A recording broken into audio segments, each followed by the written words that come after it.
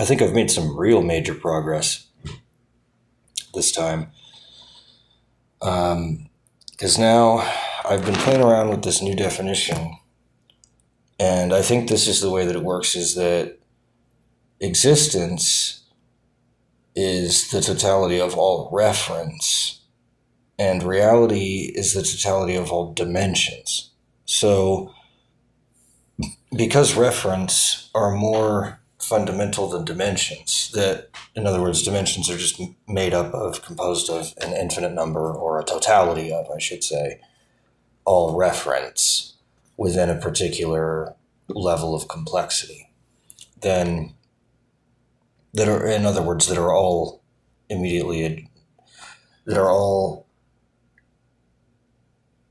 interconnected such that there's no gaps between them. That they all have an interconnection with their adjacent points within that dimension. So the dimension is always defined by the totality of reference that it contains, the same way that a set is defined solely by the members or elements that it includes within itself. So the zeroth referent, which is what defines what a referent is actually non-existence itself. It's the state of not referring to anything. And that state is not what I would consider to be real, because there's nothing that I can think of that's in reality that doesn't refer to anything. Everything at least refers to itself if it doesn't refer to something else. So it doesn't really make sense, or it is a referent of something else at the very least. So I don't think that it would be accurate to say anything else. It's so the zeroth referent then defines what it is to be a referent, is when we have a state which is not referring to anything else, or really anything, actually, that state is a referent. And it's basically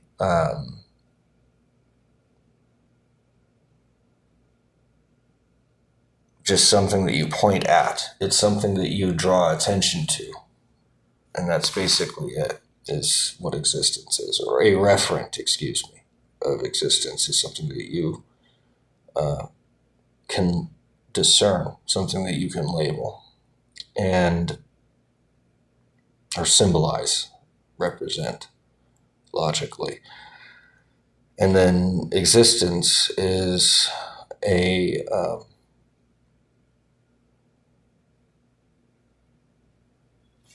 totality of all reference. And that isn't to say that, well, maybe it is. I just thought of something. What if the zeroth referent, like the zeroth dimension, is the ultimate soul and fundamental bit of, or, like monad of everything in existence? And if that's the case, I think that's really weird, because the zeroth referent is non-existence itself, which is globally static but locally fluctuating, meaning that you could say that non-existence as a totality exists, but not anything in it, which is equivalent to the null set. So what that means then, and I remember this from my previous work, the null set is just the set of all things at the zeroth iteration, so that it defines what it is to be a set. I remember this. Wow, okay. And then so all that fits now. I didn't even realize that fit until just now. So now I'm getting some overlap again. I really like these overlaps because it validates the theory. It makes it so that the parts all converge, and I really like that. When that happens, it represents traction to me. I think that's pointing at something. So The zeroth referent is possibly what every single referent has at its center. And it's then the case that we're all in this sort of anti-modality anyway, where we're a shadow in the dark in that sense. If we're all made up of zeroth referents, which are just pockets of non-existence, then that supports what my original theory was, which was that there is no such thing as me ultimately because I am a whole. But the things that I allow through that or not defines who I am. And that defines also my intuition and my, like I call it my bent, the way that my soul is bent, the way that my lens is bent, makes the light constrained in a certain specific way. And just like my eye, I can focus it, right? And I can focus on things that are close or far away from my eye.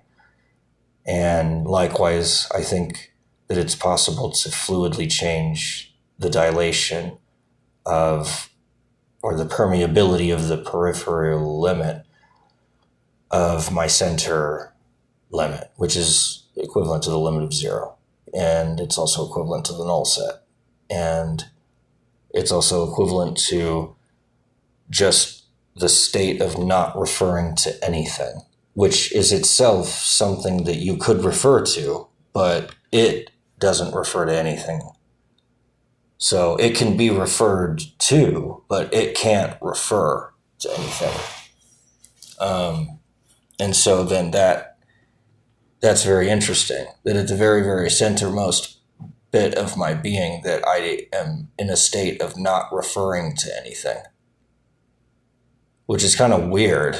You would think that the center of my existence would be something like else. I don't know what, but not that. That's kind of a surprising find, that possibly at the centermost bit of my being is the zeroth referent, just a pocket of non-existence, which doesn't refer to anything.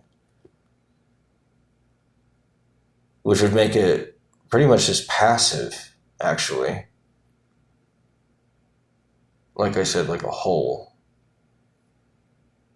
And then I guess whatever is immediately adjacent to that would define what limits it had. I don't know. But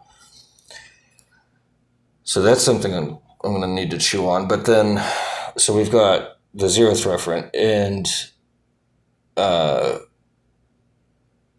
every referent thereafter is the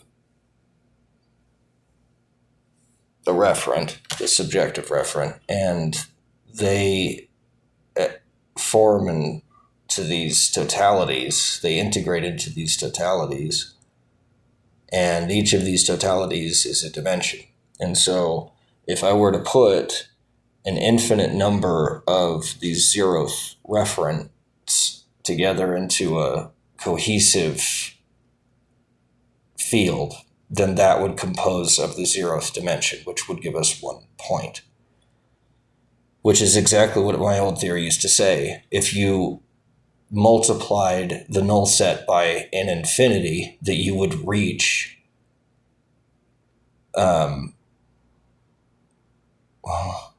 this is saying that it would reach zero, as opposed to not, as opposed to there not even being a representation.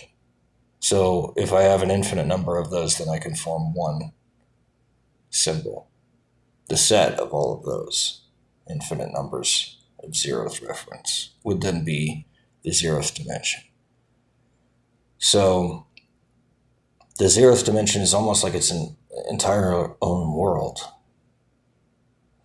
Every single point in existence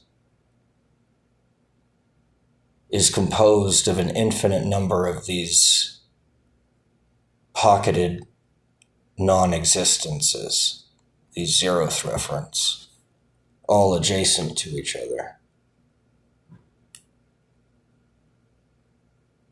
It's so weird because it's not a static number. It's not like there's one or 100 or 1,000 or a million or a billion. It's a fluid, non-static value. It's really strange, but it makes sense because the center of my being has to flow in order for everything else to make sense afterwards, because otherwise there wouldn't be any medium for change. So it does make sense that there's this inherent instability to this at the base level. Yeah, it's really fucking interesting. And then after that, so we've got the zeroth dimension, and then if you were to multiply that by an infinitude, where it's a totality of all these zero dimensional points, that would compose an infinite one-dimensional line, which would be the field of relativity. And then, so on and so forth, becoming increasingly complex. And then at the very end, the last dimension, infinity dimension, has to have infinity plus one reference because of having to compose of that totality. There has to be an infinitude of parts that compose it. And so there has to be an excess of its composition. And that's why it has that structure. And so reality is the totality of all the dimensions. And remember that the way that this works is you've got one referent in 0D, two reference in 1D, three reference in 2D, and so on and so forth. So the last dimension, infinity D, would be infinity plus one reference for that. And so existence has infinity plus one reference, which is weird. So existence is composed of all reference, but there's one more referent in there than there are dimensions, because reference are more fundamental to dimensions and thus originated first. So existence existed before reality existed necessarily. And existence existed as a single referent inside of some subjective dimension, the zeroth dimension. And while that's forming, it's not complete, so it's not a dimension yet. And then once it forms, the last zeroth referent, then it forms into the zeroth dimension. And I was thinking about this too, is that each of the parts of the null set, it does compose an infinitude of something. It's just not what we would think. It's composing an infinite number of anti-properties of nothing. It's composing an infinite number of not things. It's composing an infinite number of infinitesimals, of indiscernibles, of exclusive stuff. Anti-reality actually would exist inside of that zeroth dimension. The zeroth referent is too solid for that. It's just got nothing inside of it. The rest of it wouldn't apply, I don't think. So what that then implies then is you've got nothing, and then surrounding nothing is the zeroth referent. Surrounding the zeroth referent is the zeroth dimension, and then so on and so forth after that. But that would be the basic structure of existence. Is you've got nothing, the zeroth referent, and then the zeroth dimension. And by the time you get to the zeroth dimension, you've got enough structure that you can launch off that launching pad. But you have to have that before you can go forward. But that's the implication. What about indiscernibility? Could I do the same thing there? If I start with indiscernibility, can I derive from that the zeroth referent? Yes, because it has that globally static, locally fluctuating structure, just like indiscernibility does. And then being, could I derive non-existence from being? Suppose I could. By saying it's whatever's beyond being, for example. Whatever's in nothing,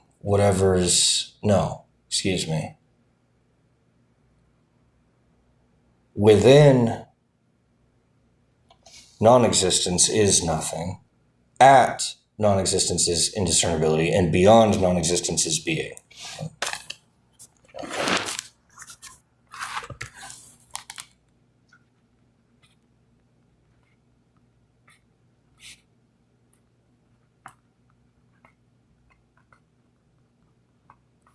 Oh, that's an entirely new structure.